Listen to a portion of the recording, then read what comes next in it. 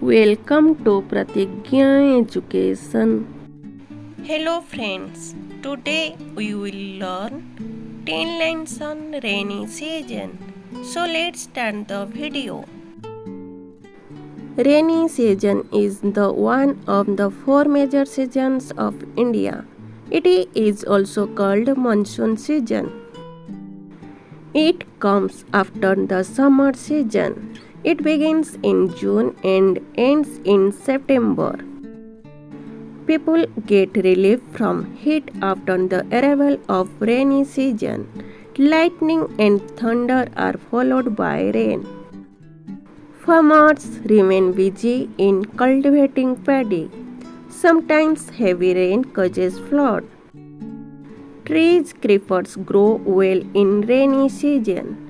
Rainy season is an important season for us.